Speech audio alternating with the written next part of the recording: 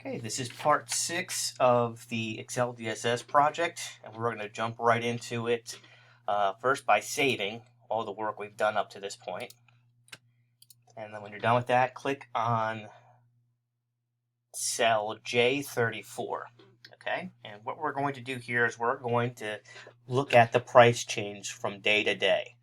Between the actual price today and yesterday and the day before that, so on and so forth. So in J34, let's type in the words price change. And what we're looking for here in this column is whether or not the price went up or the price went down or the price remained the same. So let's do something that we did earlier today. We're doing like a nested if statement. We did that before with the action. We'll do it the same in this cell. Let's do equal sign if, and then parentheses.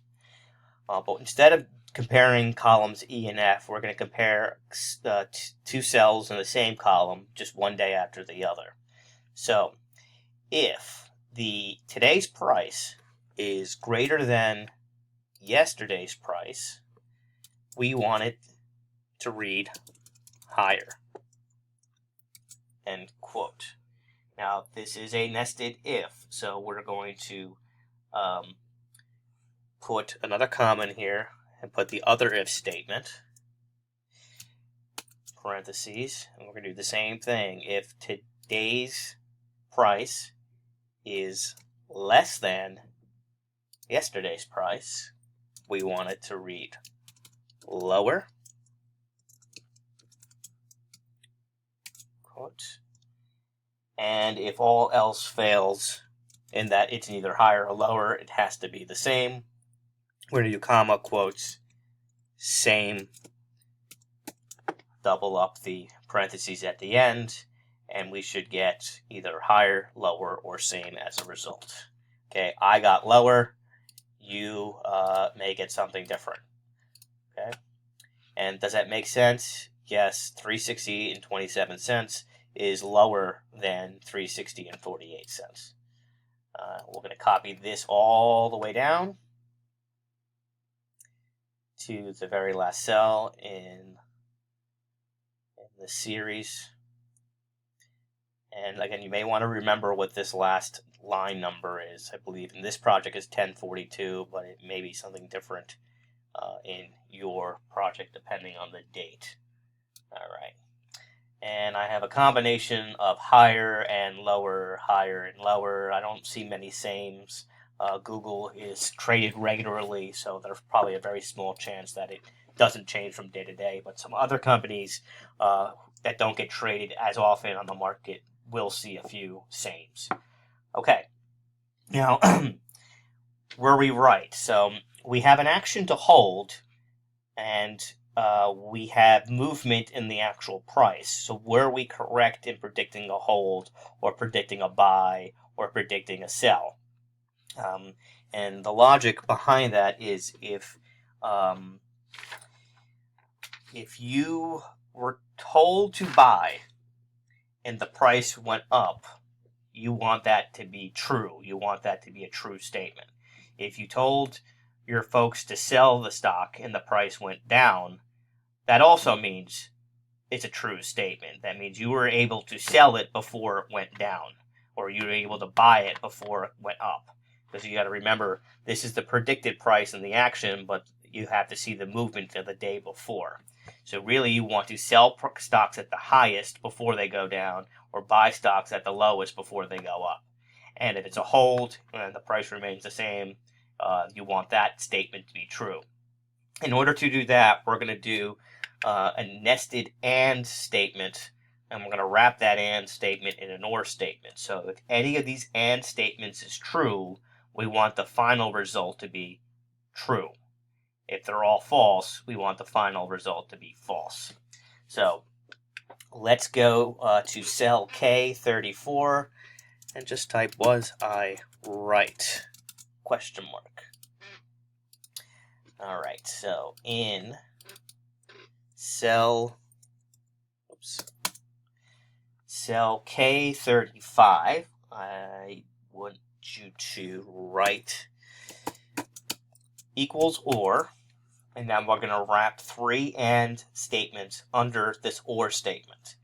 The first AND statement is AND parentheses if the action cell, so in this case G35, if the action cell equals quotes by, comma, and the price change cell, which is J35, equals higher, okay, we want that to be a true statement. Okay, so if that is the case, the result will be true. But we have other combinations that are also true. So in order to do that, we're going to put a comma, do another AND statement, parentheses, and we can see the cells right here. We can just retype them. G35 equals, I believe our other statement was cell, and if J35 equals lower, we want that statement to come back with a true. And then finally, we have our last statement that could possibly be true, and there we type in AND parentheses G35 equals hold, comma, J35 equals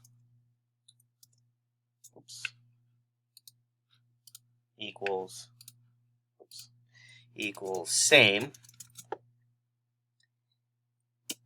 parentheses, and parentheses. So if any of these statements, buy and higher, sell and lower, or G and same, if any of these statements is true, we want this whole line to return a true. Now, just looking at this, our action is hold, our price change went lower. So what should I see in this box, a true or a false? Correct, false. All right, now we're going to copy this all the way down to the very, very last cell and make note of, again, what cell the last cell is here in this series. I believe it's going to be K1042. And before I miss it again. Okay, and I have a whole bunch of true, false statements. Okay, true, false, true, false, true, false. And what I'm going to do is basically another summary table, but we're going to count the number of trues and the number of falses, and we're going to put that over and get a percentage correct. So let's type in here true. Actually, I'm doing capital letters to keep with the format. False. And then I'm going to do percent correct equals. Okay. So here we're just going to do the same count if that we did in this cell up here. We're just going to change some of the equation to match up with the K column. So equals count if the range, the first one is K35, colon, you put the last one in on that row. For this project is 1042. It may be different for another project. Okay. And you want it to count all the times it says true.